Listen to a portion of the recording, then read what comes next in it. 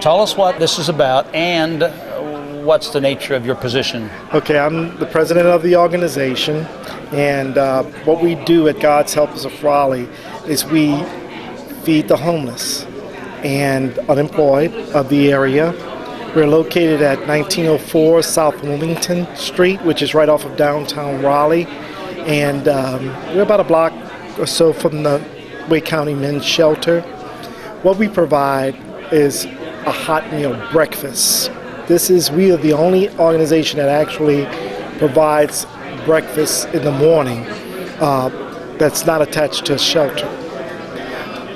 We also give our clients an opportunity to choose from 16 different occupations through Wake Tech Community College. Okay, now I need to stop you here. Okay, sure. I've worked as a staff member with inner city missions.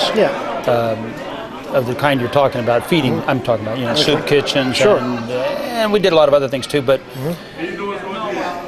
sounds like you're getting ready to tell us you actually go in deep, which is the theme of all of these interviews. You're not just putting out, look, brother, let me be honest, there are a lot of churches that feel good because they take food to the homeless. Yeah. Now, I don't think that's where you're headed. No, food is just a catalyst for what we do. Our real mission is to get people back to self-sufficiency. There you go. Now that takes a relationship and longevity. Absolutely. We use God's Word as the first course of meal. We operate out of the gospel, the four gospels. We take the biblical information and the proper application for the situation that brought our clients to us. But we have I have an HR background, my wife and I. Oh. Yes, and what we've done is use those skills that the Lord allowed us to cultivate over the years to make partnerships in the community, and one of those partnerships is with Wake Tech Community College. They have programs through the continuing education. Okay, now hold on a second.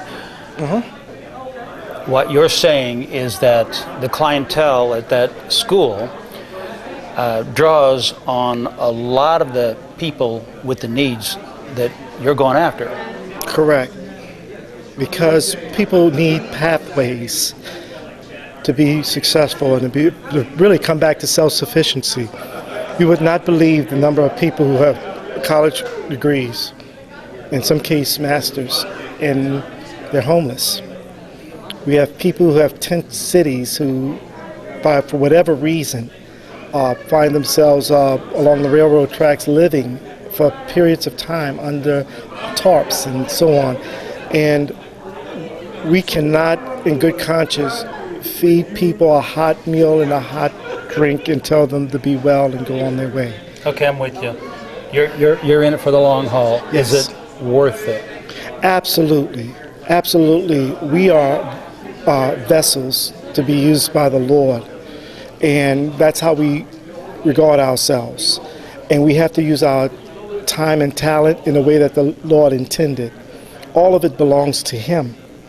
There's no two ways about it. And we have to be able to take our talents and everything that we have and bring it to the altar for the good of the community and for the least of our brothers and sisters.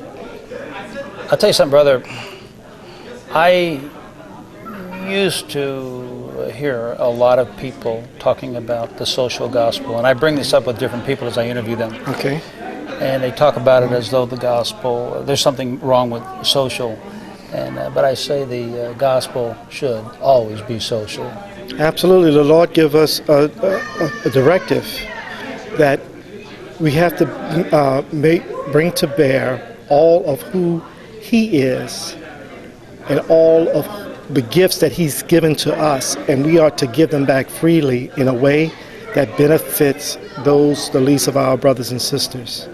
And at God's Helpers of Raleigh, our intention is to do just that. We use food as a catalyst, we know, but the goal is to give people the opportunity, a pathway back to self-sufficiency so they can be contributing citizens to a community. And help keep their family intact, help keep themselves together. Absolutely.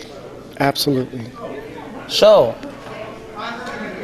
has this changed you and your wife? Absolutely. Quite a transformation.